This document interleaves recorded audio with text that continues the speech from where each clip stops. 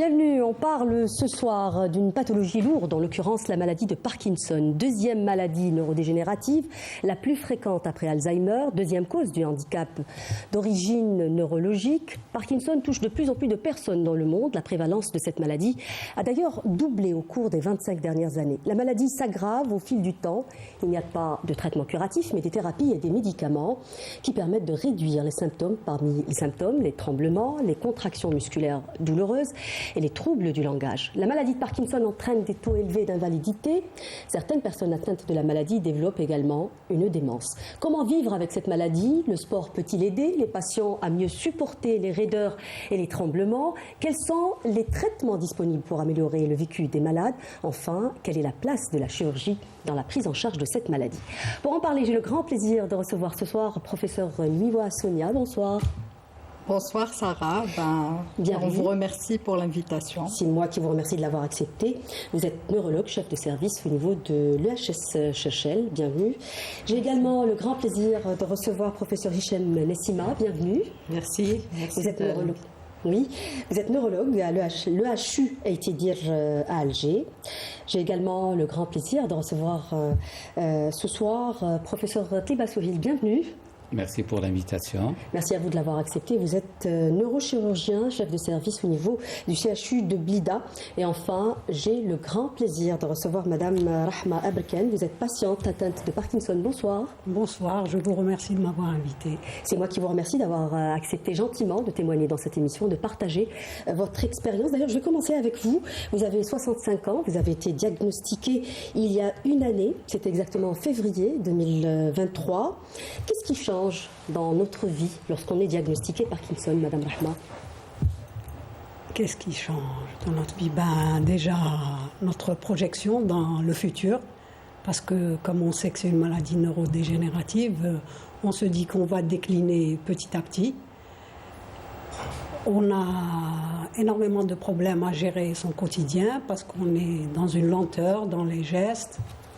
Oui. On est souvent stressé. Surtout pour une personne active comme vous. Oui, oui. On est souvent stressé. Bon, qu'est-ce que je peux vous dire d'autre? On a... Excusez-moi, je suis un peu... Oui, alors vous me disiez en préparant justement cette émission que beaucoup de personnes autour de vous ignorent que vous étiez porteuse de cette maladie.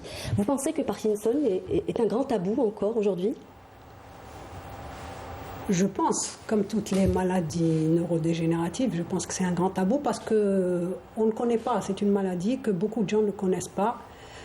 Parce qu'en dehors des symptômes qu'on peut voir, il y a des symptômes qui sont non visibles. Le patient souffre, mais son entourage n'est pas au courant. Donc c'est une double souffrance. Oui.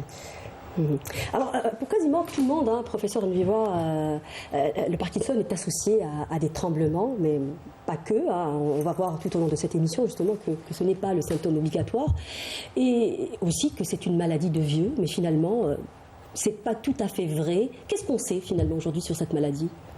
Alors, comme vous l'avez déjà annoncé, c'est la maladie neurodégénérative, la deuxième, la plus fréquente après la maladie d'Alzheimer. Qui dit neurodégénératif, ça sous-entend que ça touche le sujet âgé, à partir de 65 ans, 60 ans. Mais il faut savoir qu'il y a des formes de plus en plus précoces. On parle de maladie de Parkinson précoce avant l'âge de 40 ans et juvénile avant l'âge de 21 ans. Donc c'est une maladie qui n'épargne pas, c'est une maladie à 1000 facettes, parce qu'on va arriver un jour à parler, pas uniquement d'une maladie de Parkinson, mais de plusieurs maladies de Parkinson. Alors, sur le plan clinique, comme Rahma le dit si bien, donc le tremblement, c'est vrai que c'est connu. On va revenir tout à l'heure sur les symptômes, oui. Alors l'OMS, je le disais en préambule, professeur Hichem, l'OMS parle d'une augmentation de l'incidence. Le chiffre a doublé en 25 ans. Que doit-on incriminer finalement? L'âge, l'espérance de vie, ou notre mode de vie, les pesticides? Qu'est-ce qu'on doit incriminer finalement? En fait, l'âge, on a bien discuté, l'âge, c'est un facteur de risque. C'est une maladie du sujet âgé. C'est la plus grande prévalence et chez le sujet âgé. Quand on dit le sujet âgé, c'est-à-dire au-delà de 55 ans. Pas vraiment âgé, voilà, c'est pas très âgé, mais la prévalence, elle augmente. Par exemple, au-delà de 70 ans, elle est plus importante qu'entre 50 et 70. Mais moins de 50 ans, c'est vrai que maintenant, de plus en plus, on voit des formes chez le sujet jeune, parce que moins de 50 ans, c'est un sujet jeune. Donc, il y a beaucoup plus de cas actuellement. Plusieurs facteurs peuvent être incriminés. Vous avez le facteur génétique. Il y a des prédispositions génétiques pour la maladie de Parkinson. Il y a des gènes qui sont connus. Chez nous, par exemple, au Maghreb, il y a un gène qui est vraiment connu. On a fait une étude en 2010 sur cette maladie et on a trouvé un gène qui était fréquent, de LRK2, qui est fréquent au Maghreb. Oui. Il y a aussi la consanguinité dans les formes récessives. On a des cas, surtout la consanguinité dans les formes précoces et dans les formes juvéniles. C'est très fréquent. Vous avez aussi le régime, il y a des régimes alimentaires qui ont été incriminés, mais ce n'est pas des facteurs très en fait, puissants. J'avais parlé de pesticides particulièrement. Pesticides, oui, j'allais en parler. Il y a les pesticides qui sont un facteur de risque aussi, facteur déclenchant de la maladie de Parkinson. Ça a été décrit dans plusieurs études. L'utilisation prolongée des pesticides, soit ce qu'on utilise nous à la maison, les insecticides, et ce que les agricoles aussi. C'est surtout dans l'agriculture, parce que par exemple, comme dans un pays comme la France, le Parkinson est considéré comme une maladie professionnelle, absolument, une maladie professionnelle. Oui, il faut avoir été exposé un peu plus de 10 ans. Absolument. Plusieurs années. Professeur Taliba, comment évaluer en gros finalement la situation des malades atteints de Parkinson chez nous, hein? Je vais vous poser la question à vous également. Comment voyez-vous aujourd'hui la situation des malades? Alors on a beaucoup parlé de pénurie de médicaments pendant quelques temps. Est-ce qu'on arrive finalement à les diagnostiquer à temps? Parce que vous arrivez un peu à la fin de la chaîne, hein, vous êtes chirurgien. C'est pour ça que je vous pose un peu la question. Ils arrivent à quel stade généralement chez vous? En fait, il y a un état d'inquiétude des citoyens et des malades qui arrivent chez nous et qui arrivent demander directement la chirurgie, parce que les gens ont très bien compris. Et maintenant, la population qui consulte, c'est des personnes instruites. C'est des personnes instruites qui lisent et qui sont documentées, qui sont très très bien documentées. Ils viennent, ils connaissent les indications, les centres de référence, les techniques opératoires. Il y a ceux qui viennent pour poser des questions, mais il y a ceux qui viennent déterminer pour chercher une solution radicale. Et en fait, la chirurgie, c'est vrai qu'elle ne concerne que 5 à 10% de tous les malades qui souffrent de la maladie de Parkinson. Nous n'avons pas de chiffre exact en Algérie, mais il faut savoir que la chirurgie concerne 5 à 10%. Et je pense, ça c'est un avis donc un peu partagé, que ce pourcentage est censé augmenter avec le temps. Pourquoi? Parce que les indications commencent à s'élargir. Parce qu'à l'époque, on disait qu'on n'opère que les patients qui sont sous traitement après 5 ans de traitement médical. Maintenant, on est descendu à 2 ans.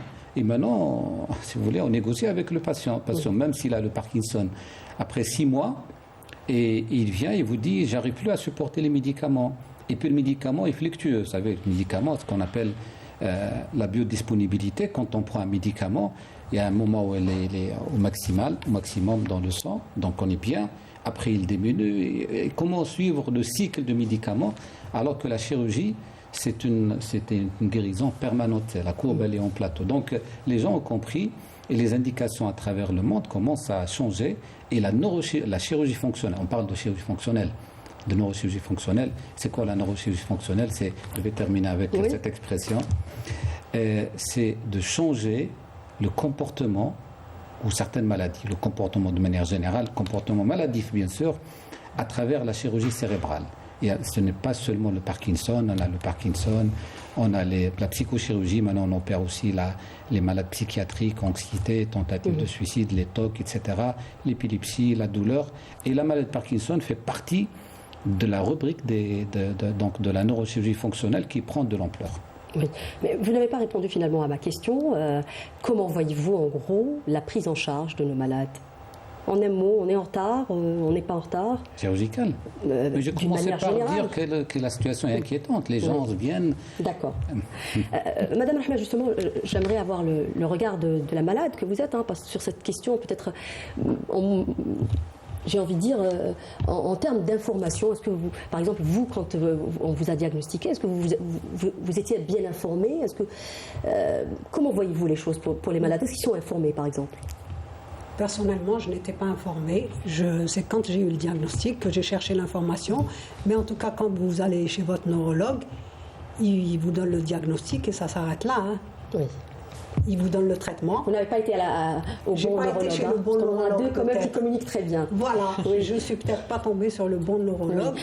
Mais d'après le témoignage de personnes que je connais, tout le monde est dans la même souffrance. Oui. Oui. On va voir justement un reportage pour voir de plus près la prise en charge justement de cette pathologie très lourde. C'est un reportage qui a été tourné au niveau de votre EHS à Cherchel, au niveau du service neurologie. C'est un reportage signé Anis Belkacem. Regardez. La vie avec la maladie de Parkinson est un combat quotidien où les tremblements, la raideur musculaire et d'autres symptômes invalidants rendent chaque geste difficile. Au début, j'avais un tremblement de l'auriculaire de la main gauche. Un petit tremblement banal. Je croyais que c'était une crise de nerfs. Mais avec le temps, ça a évolué. Le tremblement de l'hémicorps gauche avec rigidité et une ataxie. Une ataxie invalidante. Je ne peux pas me bouger. Les causes exactes de cette maladie restent inconnues. Les facteurs génétiques et environnementaux pourraient être impliqués. Il y a des facteurs exogènes, environnementaux, l'industrialisation, les pesticides et tout, qui induisent cette maladie. Donc quand on dit maladie multifactorielle, il y a plusieurs facteurs. Donc on n'arrive pas à incriminer un seul facteur pour développer la maladie. Une lueur d'espoir émerge, la chirurgie de stimulation cérébrale profonde. Cette technique permet d'améliorer l'état du patient. Elle consiste en introduction d'électrodes dans une région très profonde dans le système nerveux. C'est les noyaux gris centraux, c'est là où il y a une dégénérescence, c'est là où il y a un manque de cellules, manque de dopamine. Quand on introduit ces électrodes, elles émettent des pulsions à haute fréquence et c'est comme si on est en train de donner des médicaments. Ce qui entraîne une amélioration significative des symptômes chez de nombreux patients, mais chaque cas est unique.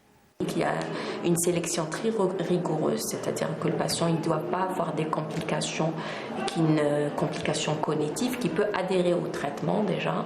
Il doit avoir une maladie de Parkinson qui est toujours répondeuse au traitement, c'est-à-dire toujours dopasensible, et qu'il n'y ait pas des troubles psychiatriques ou autres. En Algérie, la maladie de Parkinson reste un défi majeur de santé publique. 2% des personnes âgées de 65 ans et plus sont touchées. Les progrès dans les traitements chirurgicaux offrent toutefois de l'espoir pour ces patients. Oui, ici on est là justement, c'est pour parler un peu de cette possibilité de prise en charge. Mais avant d'en arriver là, professeur Nuivois, on a vu dans le reportage la personne atteinte de Parkinson qui était quand même relativement jeune. Vous disiez tout à l'heure qu'il y a presque autant de Parkinsoniens que de Parkinson. Mais est-ce que finalement on peut parler de profil dans cette maladie ? Alors il faut savoir d'abord que la maladie de Parkinson qu'on aborde aujourd'hui, c'est la maladie de Parkinson idiopathique. Il faut savoir qu'il y a les syndromes parkinsoniens. D'accord. Bon, les syndromes, c'est un ensemble de signes cliniques basés sur un trépied, qui est le tremblement, la kinésie et la rigidité, parkinsonienne d'ailleurs. Mais toute cette triade n'est pas forcément une maladie de Parkinson idiopathique. C'est vrai que la maladie, c'est la plus fréquente des syndromes parkinsoniens, mais il y a d'autres étiologies. Donc le clinicien, sur les données cliniques, il est capable aussi de faire la différence entre une maladie de Parkinson idiopathique, qui a des critères, et les autres syndromes parkinsoniens qu'on peut voir par exemple c'est un sujet jeune qui est sous neuroleptique, qui peut faire donc un syndrome parkinsonien ou d'autres causes plus générales. Et un critère important également, c'est cette dopasensibilité. Le syndrome parkinsonien, il commence en général de façon asymétrique, soit il y a le tremblement, des fois il y a la triade complète. Quand il y a le tremblement, le diagnostic est facile, parce que même un généraliste peut y penser. Le problème, c'est quand il n'y a pas de tremblement, c'est une forme akinito-rigide, donc le malade est rigide, il a des douleurs, quand ils sont un peu âgés, ils sont pris pour des rhumatismes. Des fois, ils s'arrêtent de marcher, etc. Donc, il y a une errance diagnostique. Et puis, il y a le critère, arrivé chez le médecin qui pose le bon diagnostic, neurologue ou souvent un neurologue ou autre, il faut s'assurer de la dopasensibilité. La maladie est due à un déficit de la dopamine. Oui. Voilà. Quand on donne un test, on fait un test aigu à la dopamine, on donne une dose de charge et on voit les signes disparaître. Donc cette dopasensibilité est nécessaire pour porter le diagnostic de maladie de Parkinson idiopathique dégénératif. En fait, en parlant de profil, je vous attendais plus sur le volet génétique en réalité, parce que quand on voit par exemple les populations caucasiennes, on parle de 5% à peu près de la population qui serait touchée par le Parkinson, alors que chez nous c'est beaucoup plus important. Et on parle aussi de formes plus agressives, c'est ça, professeur Hichem? C'est-à-dire des formes agressives, ce sont les formes akinétorigides. Ce sont des formes où le malade il n'y a pas de tremblement, c'est ça? Oui, tremble pas. Mais il a une rigidité, une gêne motrice qui est très importante. Est-ce que c'est vrai que les populations du Maghreb font des formes beaucoup plus agressives ou qui évoluent plus rapidement par rapport aux populations caucasiennes? Donc, on n'a pas vraiment d'études pour dire vraiment on a des formes très sévères. Par exemple, dans la sclérose en plaques, il y a eu des études qui ont été faites et on a eu des formes qui sont plus sévères au Maghreb. Mais concernant la maladie de Parkinson, on n'a pas beaucoup d'études pour lancer ce type de résultats. Mais ce qu'on a en pratique courante, on voit bien que les formes précoces sont des formes akinétorigides et c'est des formes qui sont très sévères. Probablement, ce sont des formes qui vont être sujettes qui auront une indication pour la neurostimulation cérébrale précoce. Oui, vous avez terminé? Oui, et les formes, vous avez parlé des formes, il y a les profils, il y a les formes tremblantes, généralement du sujet âgé au-delà de 70 ans. Ce sont des formes qui ne sont pas très sévères, ils font moins de raideur, ils font moins de dyskinésie, c'est-à-dire des mouvements anormaux suite à la L-dopa après quelques années d'évolution. Ceux-là, c'est des formes qui sont assez bénignes par rapport aux formes précoces. Qui sont un peu sévères. Peut-être, si vous permettez, dans les profils, il y a les formes génétiques, familiales, il y a des formes sporadiques. Il n'y a pas vraiment... mais le fait qu'il y ait une histoire familiale aussi, c'est un facteur de risque. Alors il y a il faut faire la différence entre les formes de Parkinson génétique, où il y a une transmission mendélienne, où il y a un gène impliqué dans les mécanismes de la maladie, et les autres formes sporadiques, il y a également une susceptibilité génétique avec d'autres facteurs. C'est une maladie multifactorielle, environnementale. Donc et nous, on a des formes quand même un gène. Elles sont plus rares, les formes génétiques, plus précoces. Sur le plan clinique, les formes génétiques... Mais sinon, elles se ressemblent. Oui, elles se ressemblent. Elles ressemblent aux formes sporadiques. Il n'y a pas de différence. Même la prise en charge ne diffère pas. Pas de notion de génétique chez vous, Madame Rahma? Non, absolument pas. Pas à ma connaissance. Dans ma famille, personne n'a eu un Parkinson. Je pense que je suis un cas sporadique. Oui. Je pense qu'on parle de prédisposition génétique. Absolument. C'est-à-dire les cas ne sont pas obligatoirement transmissibles.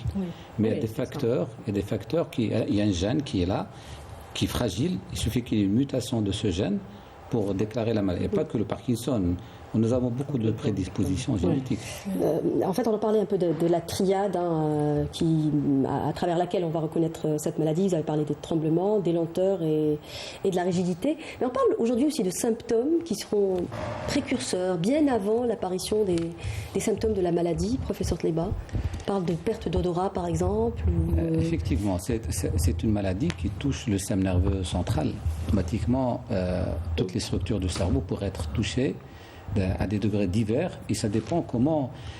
C'est vrai que la maladie de Parkinson, elle se manifeste, elle se déclare quand il y a une atteinte du noyau subthalamique. Exactement, c'est là où on stimule. C'est le target, la cible, c'est un petit noyau au centre du cerveau. Mais en parallèle, parfois des signes, des auras, des premiers signes qui... C'est des insomnies. C'est pour ça qu'on parle maintenant de maladies, de troubles du sommeil, exactement. Des troubles du sommeil. Oui, absolument. Surtout le sommeil paradoxal, exactement. Mais on ne peut rien faire à ce stade, on ne peut rien faire, même si on est attentif à ce genre de petits symptômes. Le problème, c'est que nous n'avons pas de véritable centre de maladies neurodégénératives de manière globale, parce qu'il n'y a pas le Parkinson. On peut détecter précocement certains troubles. Par exemple, dans certaines maladies, on peut dans certains centres dans le monde, à travers des petites biopsies, on peut savoir, à l'âge de 20 ans, on peut savoir si la personne peut développer la maladie à 60 ans ou pas. Soit la démence, soit le Parkinson, etc. Il y a surtout à l'échelle chimique ou biochimique, il y a des perturbations dans le cerveau qui peuvent... Alors, pour répondre à votre question de manière directe, les premiers symptômes pourraient être donc une anxiété, pourraient être une petite dépression, pourraient être quelques petits troubles cognitifs, des troubles de la mémoire inhabituels, avant de voir ce qui est apparent, qui est le tremblement, la kinésie et tout. Vous reconnaissez quand on parle de ces symptômes? Est-ce que ça vous dit quelque chose, Madame Rahma? Non, je crois que moi, mes premiers symptômes, je crois que c'était la fatigue surtout. Bon, c'est vrai que j'ai traversé un moment dépressif au moment du Covid. Oui. J'étais bloquée à l'étranger, peut-être qu'à ce moment-là, j'ai dû faire une petite dépression. Je ne sais pas si c'est un symptôme parkinsonien, mais le plus grand symptôme, moi, ça a été une fatigue. L'épuisement. Oui, j'étais épuisée à un moment. C'est ça, absolument. En fait, les Je malades ne comprenais pas pourquoi, mais j'étais tout le temps fatiguée.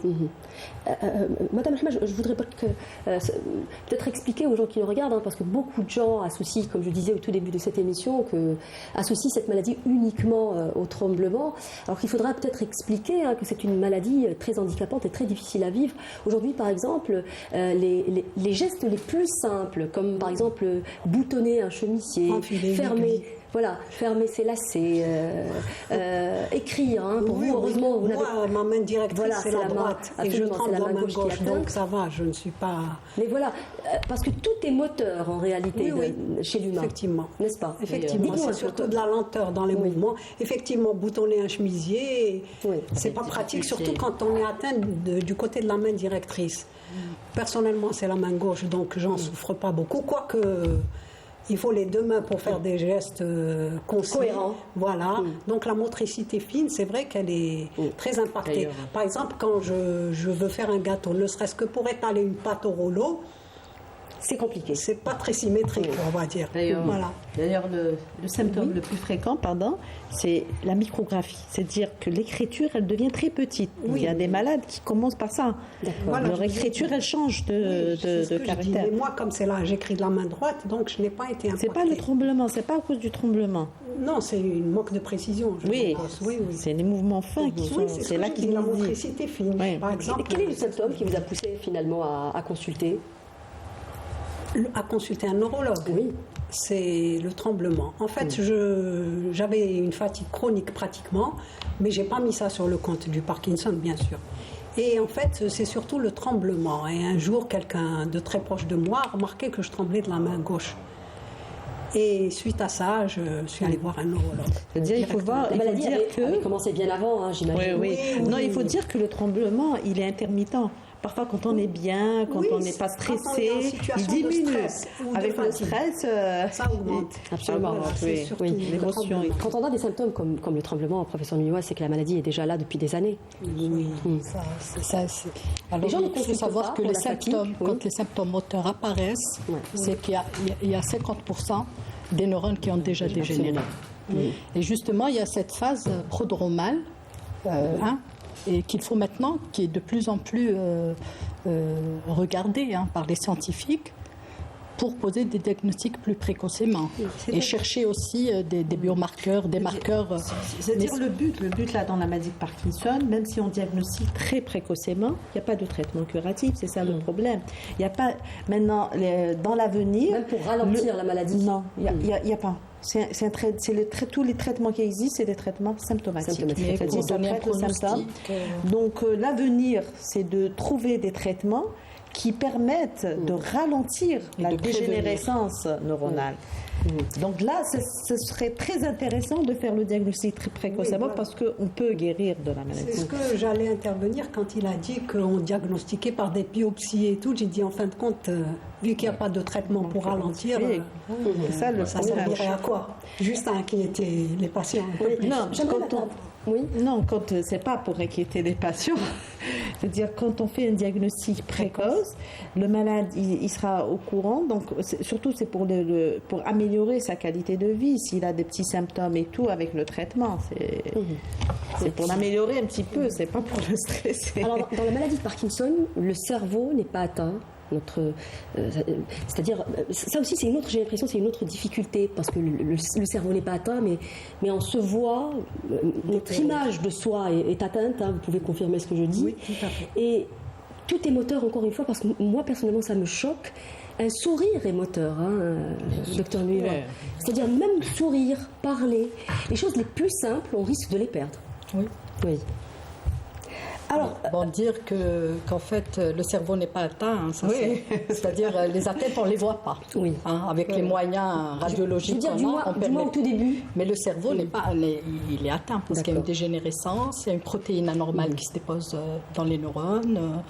En fait, dans c'est le des voies de recherche. En fait, dans le Parkinson, c'est pas la motricité volontaire qui est touchée, c'est la motricité involontaire. Involontaire. Donc c'est le contrôle des mouvements, du Voilà. mouvement La dopamine, involontaire. c'est un des rôles C'est-à-dire de quand la on dopamine. sourit, c'est un mouvement qui est involontaire.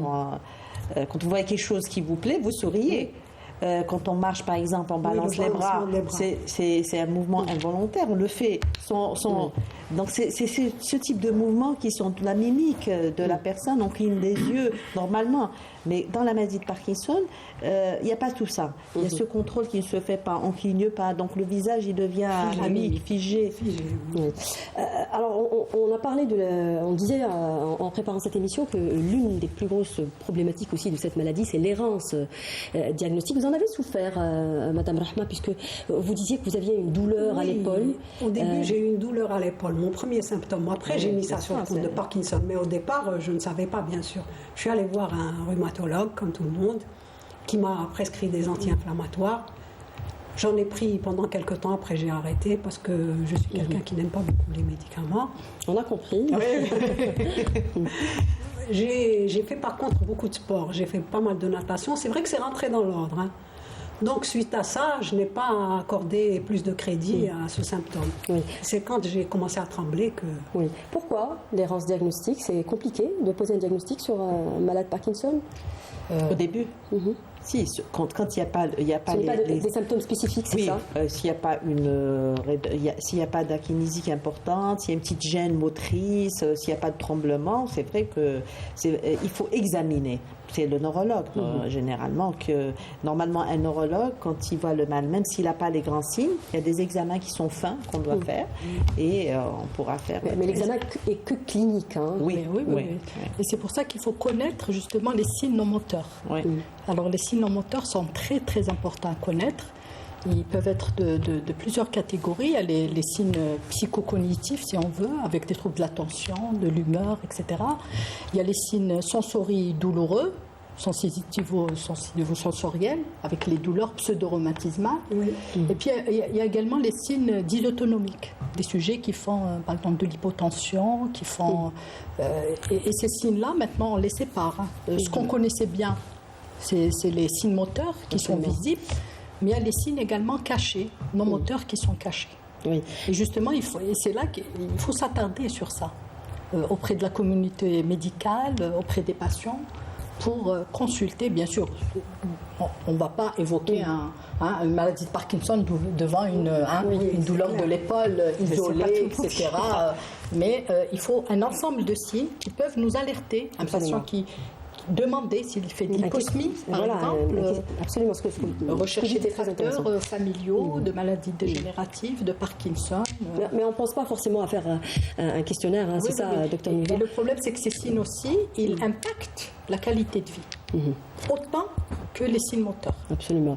Un autre point aussi très important peut-être à rappeler, ou un des messages clés de cette émission, c'est le moment d'annonce, hein, Madame Rahma. Que gardez-vous de ce moment? Un moment très difficile, vous me disiez.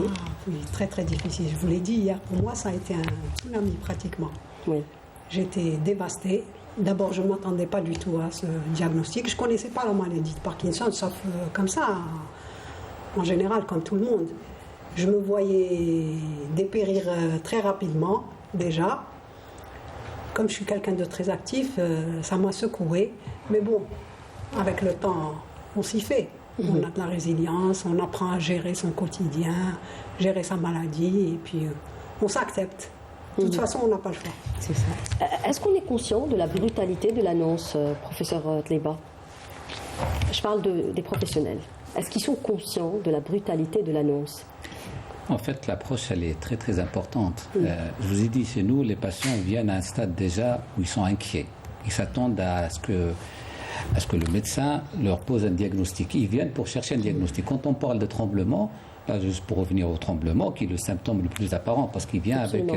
avec à l'œil nu déjà.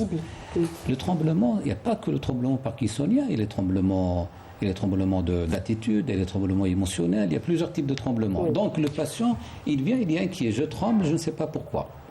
Et c'est au médecin de faire la part des choses. En général, à ce stade... Là, vous décrivez le cas de Mme Rahma. Par exemple, les capsulites ou bien les tendinites, c'est un peu classique. Quand on tremble, donc on fait fonctionner son bras plus que l'autre bras, automatiquement, on sollicite plus le tendon et les muscles. Et les malades font des tendinites, c'est tout à fait normal. Il vient pour une tendinite, il vient passer comme à la maison, trouver une goutte d'eau, c'est la goutte d'eau qui vous inquiète. C'est après qu'on cherche l'origine ou la... Donc, à ce stade, en général, c'est un train qui cache un autre, ou d'autres trains. Et souvent, c'est des symptômes, et plusieurs symptômes qui s'entassent un derrière l'autre, et c'est au médecin de les séparer. Et c'est vrai que l'approche, là, pour répondre à votre question encore une fois, l'approche du médecin, elle est très très importante. Elle doit être dédramatisante d'abord, rassurante et dédramatisante. Parce que le malade, quand il vient avec... Proposer des solutions aussi, professeur Taiba, peut-être c'est ça qui a manqué un peu au moment de l'annonce de Mme Rahma, proposer des solutions, un accompagnement aussi. Des solutions, peut-être c'est un bien grand mot dans la maladie de Parkinson, je veux dire un accompagnement. Il faut dire que nous n'avons pas vraiment en Algérie des centres hyper spécialisés dans les maladies neurodégénératives. J'ai commencé tout à l'heure, j'ai dit c'est bien d'avoir des centres pour toutes les maladies neurodégénératives et pour faire des batteries de tests neuropsychologiques. C'est vrai qu'on parle de tremblement, d'akinésie, etc., de rigidité, mais il y a des tests scientifiques où le neuropsychologue, quand il reçoit le patient, ou le neurologue, ils sont spécialisés, ils leur font des tests, ils lui disent, voilà, tu es scoré à combien? Et à partir de là, c'est le fil conducteur. C'est les tests qui nous orientent vers... D'ailleurs, même pour opérer ailleurs, le chirurgien et le neurologue, ils s'appuient sur les tests neuropsychologiques d'abord. Alors, j'aimerais revenir un peu sur le moment, la notion d'épuisement, vous en parliez tout à l'heure. Est-ce que c'est ce qui vous dérange le plus dans cette maladie ou qu'est-ce qui vous dérange le plus finalement? Ce qui me dérange, moi, c'est la motricité surtout. L'épuisement, j'ai appris à gérer. Oui. Ça, il n'y a pas de souci. Mais c'est surtout le tremblement. Pour faire certaines tâches, c'est ce que je vous ai dit. Par exemple, ne serait-ce qu'étaler une pâte au rouleau, ça devient du sport, quoi. Alors que c'est un geste anodin dans la vie quotidienne. Oui. Alors la volonté est fondamentale dans cette maladie, professeur Nuiwa. Quand on voit par exemple Madame Rahma, elle a beaucoup de volonté, elle a beaucoup de résilience. Elle vous dit, moi finalement j'ai appris à vivre avec cette fatigue. À quel point le mental est important dans cette maladie, dans l'évolution aussi de cette maladie? Alors, le mental et le moral. Oui, c'est très important. De toute façon, dans toutes les maladies chroniques, il y a ce qu'on appelle le coping. C'est cette capacité quand même de gérer l'acceptation. C'est une forme de thérapie. La résilience est une forme de thérapie. Et c'est très important. Nous, en tant que population musulmane, quand même, on a cette capacité d'acceptation sans être dans la fatalité. C'est vrai que l'annonce diagnostique peut être brutale, mais un médecin qui est empathique en fait. Le médecin doit être empathique et vous dire voilà, c'est une maladie qui est chronique, maladie de Parkinson. Il faut toujours mettre un mais. Mais il y a des traitements. Il y a des traitements. Il y a des formes. C'est une maladie qui ne tue pas. Par exemple, on peut bien dire ça pour commencer à rassurer. C'est pas une maladie qui tue. C'est pas un cancer agressif qui va emporter dans quelques mois. C'est une maladie chronique. Il y a des solutions. Des solutions efficaces. Voilà, qu'il faut. Et puis, le médecin est là pour vous accompagner, pas uniquement pour donner des traitements. Tout le problème dans la maladie de Parkinson, il faut que le malade accepte sa maladie. Une fois accepté, il va se trouver lui-même des solutions. Oui. Il va. C'est ça le plus important. Oui, tout à fait. Il peut être aidé par, normalement, si on avait des centres spécialisés, par des neuropsychologues. qui sont spécialisés dans ça. C'est-à-dire ils vont accompagner le malade dans l'acceptation, ils vont l'accompagner dans la... En fait, C'est un volet de la prise en charge. oui, c'est un volet Absolument, très important au début et au cours de l'évolution. C'est ça. Même à un stade avancé de la maladie, c'est très important. Nous, c'est ça qui nous manque ici. Oui, ça c'est vrai, ça manque. Puis il y a ce qu'on appelle l'image miroir. C'est-à-dire maintenant, grâce aux médias, grâce à ce qu'on peut voir des patients déjà à distance qui ont été opérés, qui se portent très bien, qui font des déclarations et qui reprennent leur vie le plus normalement du monde, par rapport à l'époque où il n'y avait pas cette possibilité de rencontrer des gens. Maintenant, déjà, cette assurance de rencontrer des malades qui ont été opérés, qui ont été traités et qui tiennent un discours rassurant aussi bien ici ou ailleurs, je pense que ça, c'est un élément sur lequel nous pouvons nous appuyer. Alors, on a parlé de la fatigue qui peut être déprimante, on a parlé aussi de la force du mental. On arrive à la prise en charge ou les traitements. Finalement, c'est quoi l'objectif des traitements? Parce qu'on a dit qu'on ne peut pas ralentir la maladie. On a dit aussi que la médecine est un peu en échec devant cette maladie, malheureusement. C'est quoi l'objectif des traitements?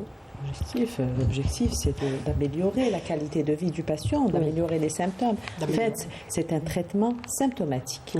Donc, ça va améliorer le tremblement. C'est la dopamine, ce qu'on donne aujourd'hui, c'est de la substitution. Oui, c'est un traitement substitutif. C'est la L-dopa, c'est la dopamine. Il faut dire, pour que les gens comprennent ce qu'on dit, il faut dire que le Parkinson, c'est un manque de dopamine. Il y a un manque au niveau du cerveau, la dopamine. La dopamine, c'est elle qui nous donne la force, la dynamique, le truc. Donc, chez le Parkinsonien, c'est ça qui lui manque. Donc, on va lui donner la dopamine sous forme de médicaments.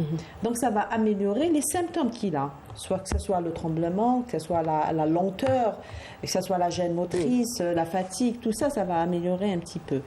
Donc, c'est un traitement symptomatique. Alors, on dit que les traitements médicamenteux ou pharmacologiques ne peuvent pas justement ralentir la maladie, mais on parle aujourd'hui de l'importance du sport, de l'activité physique d'une manière générale, justement pour ralentir la maladie et l'amélioration aussi de la condition. Beaucoup de malades rapportent une fois qu'ils commencent à faire régulièrement du sport, c'est-à-dire à raison de 3 fois par exemple par semaine. Ils disent, moi aujourd'hui j'ai moins de rigidité, mes muscles me font moins mal, n'est-ce pas? C'est prouvé aujourd'hui. Hein? Oui, c'est prouvé. D'ailleurs, Madame Rahma, elle l'a si bien dit. Elle avait des douleurs à l'école, elle est partie de faire de la rééducation, de la natation. Là, c'est parti. Grandement soulagée. C'est vrai. Mais sur le ralentissement, il y a des traitements qui vont vous améliorer encore plus. Et retrouver votre état antérieur. Surtout au début. Ce qu'il faut dire que vous, Madame Rahma, vous ne prenez pas de médicaments, vous n'êtes pas sous médication. Je ne prends aucun traitement. On vous a proposé un traitement lorsque... Oui, on m'a proposé un traitement dernièrement, mais comme je n'étais pas partante, donc mon médecin s'est ravisé. Il m'a dit, il faudrait que vous soyez coopérante. Oui. Déjà, c'est pas une obligation, les traitements, c'est-à-dire c'est au choix, on laisse le choix aux patients. On ne peut pas obliger un patient à prendre un traitement. On ne peut pas l'obliger. Non, je veux dire, on le prescrit. Je veux dire que dans la maladie... Le problème de Madame Rahma, le problème de Madame Rahma, elle a vu les témoignages sur d'un site. Sur plusieurs sites. Oui, ça c'est pas bien. Parce que chaque malade... Oui, chaque Parkinson doit vivre son expérience. Oui, même la tolérance du médicament, chacun a une tolérance. C'est-à-dire, et je pense c'est ça qu'il ne faut pas que les malades regardent les témoignages des autres patients parce que normalement il doit avoir son médecin et il se voit lui-même. Il essaye le traitement. Vous n'avez même pas essayé. Non, j'ai pas essayé. Vous avez vu les témoignages des gens, des effets secondaires. Il y a qui font des dyskinésies, il y a qui font des troubles digestifs. Il y a plusieurs.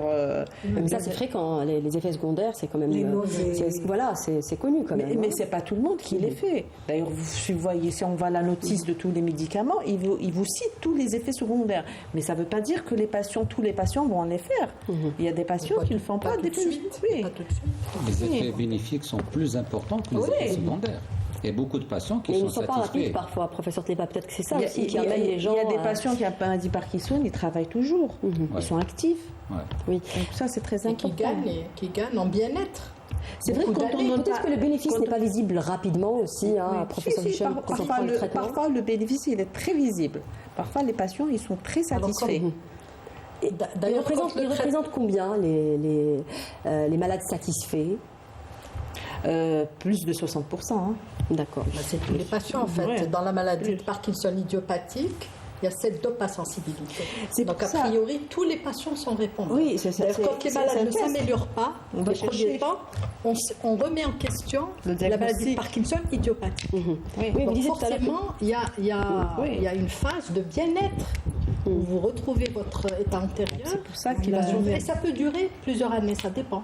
Après, c'est vrai que la dopathérapie, elle a des complications qui D'ailleurs, peuvent être un peu. Et d'ailleurs, lourdes pour comme à éviter, gérer. C'est ça, je pense, pour qui fait éviter peur un les peu à effets secondaires, Madame Rahma. pour éviter les effets secondaires, les dyskinésies et tout.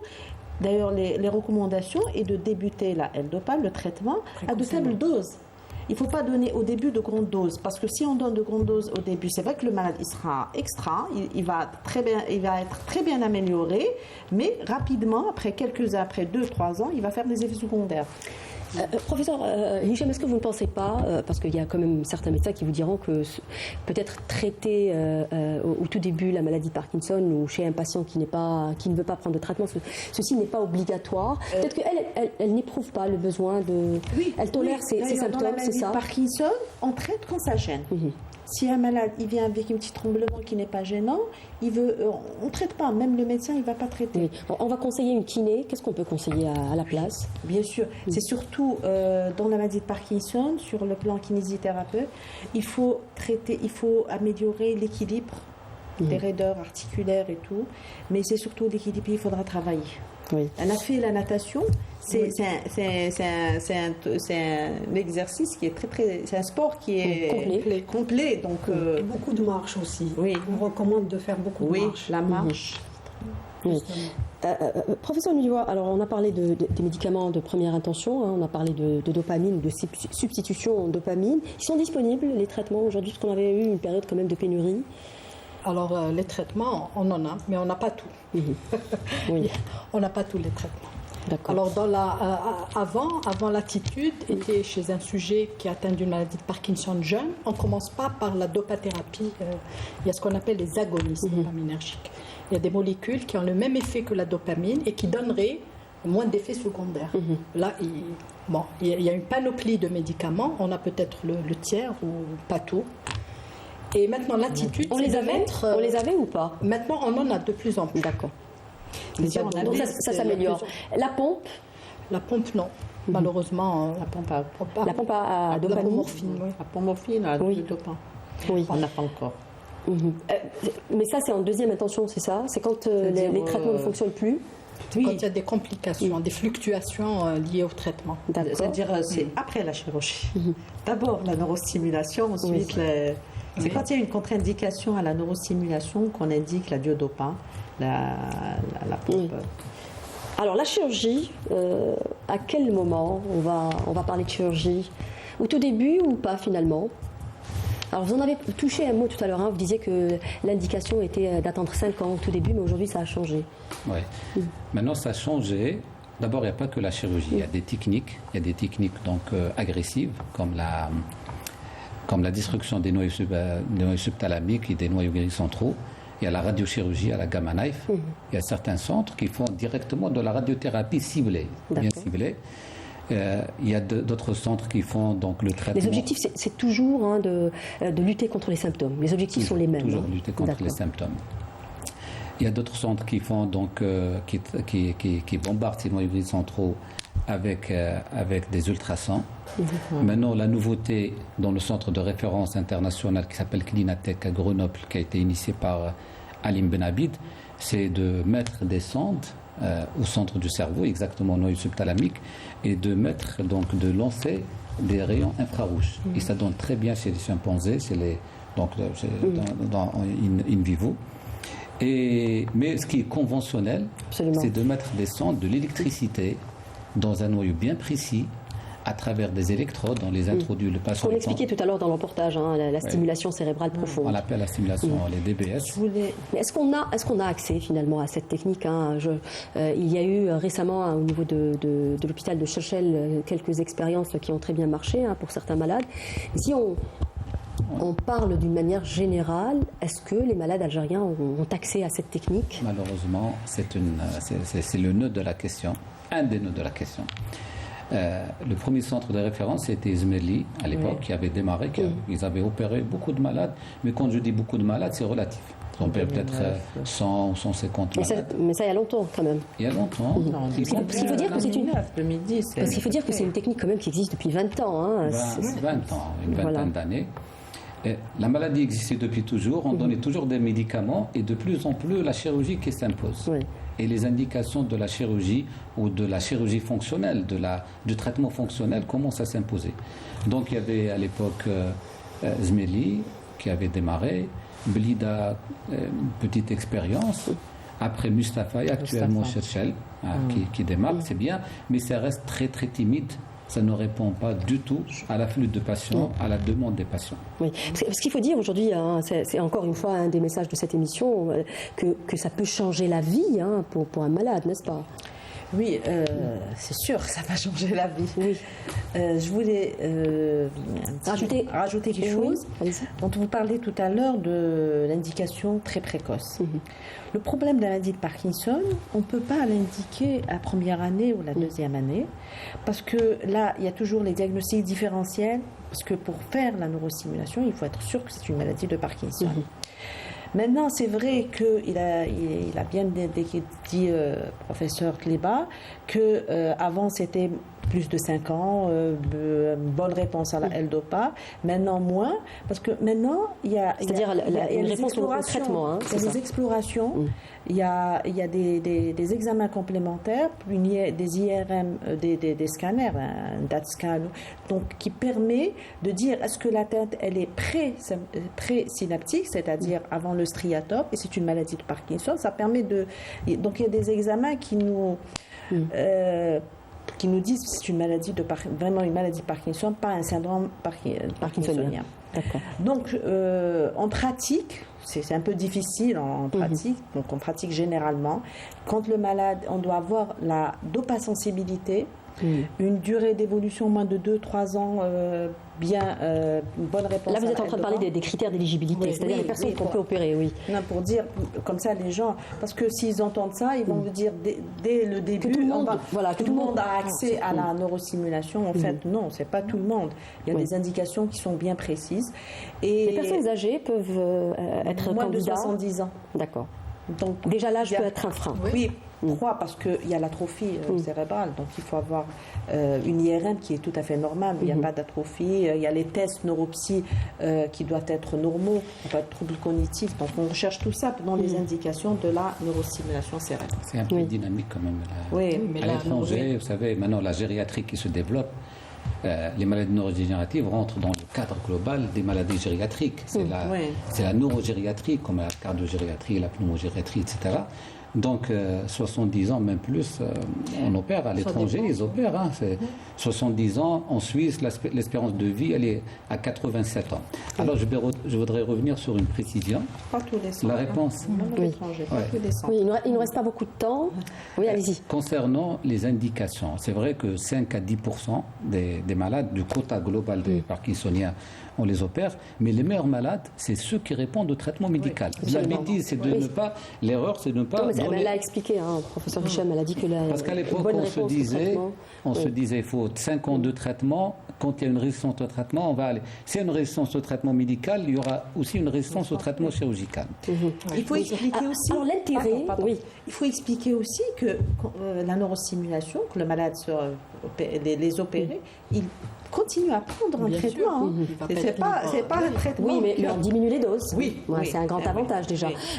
Non, je veux dire que, en fait, le grand avantage aussi de cette chirurgie, c'est que on s'en remet rapidement, on est bien. Rapidement, c'est ça. Bien sûr, quand les critères d'éligibilité, c'est pas tous les patients Parkinson qui vont en bénéficier. Maintenant, il y a des concepts, il y a des critères. Il y a la théorie du 5 de 1. 5, c'est un malade qui n'est pas bien contrôlé par la dopathérapie. C'est-à-dire qu'il y a plus de 5 prises, qu'il y a 2 heures de off, invalidant, off, c'est-à-dire qu'il devient rigide, les signes réapparaissent, et 1 heure de dyskinésie, c'est les complications un peu iatrogènes de la dopathérapie. Ceux-là, c'est les bons candidats. Mais il faudrait qu'il n'y ait pas d'autres comorbidités graves qui peuvent appeler. Il faudrait que l'IRM soit normal, il ne faudrait pas qu'il y ait une démence, des troubles cognitifs. Et il y a même des signes quand même qui vont être résistants à la stimulation, les signes les troubles de la posture, les chutes. Donc et puis quand on stimule, ça ne veut pas dire que le patient va être libre de traitement. Il va percevoir, on va réduire les traitements et réduire les complications iatrogènes liées au traitement. Et le malade, au lieu d'avoir des dyskinésies qui vont être très invalidantes, il va avoir une période on plus libre. Il y a une grande amélioration de sa qualité, il y a une transformation de la vie. qualité. J'imagine que pour une personne active, parce qu'il y a beaucoup de gens qui arrêtent de travailler, des gens qui, ça devient très handicapant. Pour eux, c'est tout indiqué. Il nous reste plus de temps, je vais vous donner la parole. Est-ce qu'on vous a parlé de chirurgie? Est-ce qu'on vous a proposé la chirurgie, Madame Rahma? Non, absolument pas. Oui. On m'a pas proposé.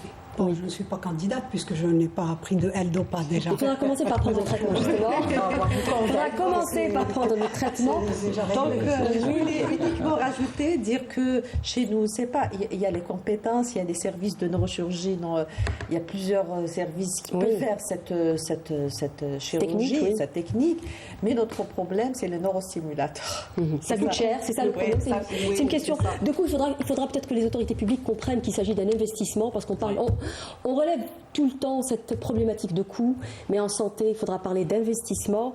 On termine avec vous, Madame Rahma. Alors, vous êtes également membre actif dans une association de malades, absolument, l'association Matnzanish de Madame Abdelli, qu'on salue au passage.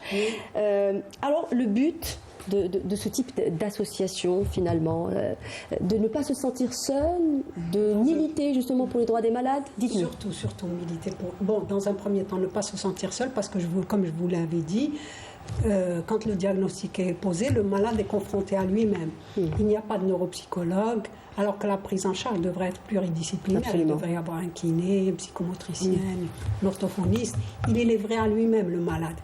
Donc, il a un peu d'écoute auprès de ses semblables. Des malades comme lui qui partagent leur vécu, leurs astuces pour être mieux, pour vivre une vie beaucoup plus équilibrée. Et d'un autre côté... Faire de la randonnée peut-être aussi. Oui, personnellement, j'en fais. Voilà. Oui. Et puis le but de l'association, c'est aussi de faire connaître les préoccupations des malades. Par exemple, au niveau des médicaments, beaucoup de malades se plaignent de la non-disponibilité des médicaments, carrément. Même les génériques. Apparemment, ça s'améliore, selon le professeur Nuwa. Personnellement, il y a eu une période, effectivement, il y a eu une période de pénurie, mais je pense que maintenant... Il y a un manque de médicaments. Il y a un manque. Parce qu'au début, c'est bon, il y a la L-Dopa et tout, mais après certaines durées d'évolution, la maladie devient un peu plus compliquée. On n'a pas toutes les formes. On n'a pas les formes prolongées, on n'a pas des... Ne serait-ce que, par exemple, les séances de kiné, tout le monde ne peut pas se les payer. Ce qui serait bien, c'est qu'il y ait une prise en charge. Absolument. Des centres un circuit de soins bien organisé. Absolument. On arrive à la fin de cette émission, termine sur ça justement. Malheureusement, cette pluridisciplinarité, on a du mal à l'installer dans beaucoup de maladies. Madame Rahma, merci d'avoir participé à cette émission. J'espère qu'on a pu répondre à une partie des questions que vous vous posez sur ce sujet. Merci à vous de nous avoir prêté attention. Cette émission est à présent terminée. Je vous retrouve samedi prochain. D'ici là, faites attention à votre santé. Au revoir.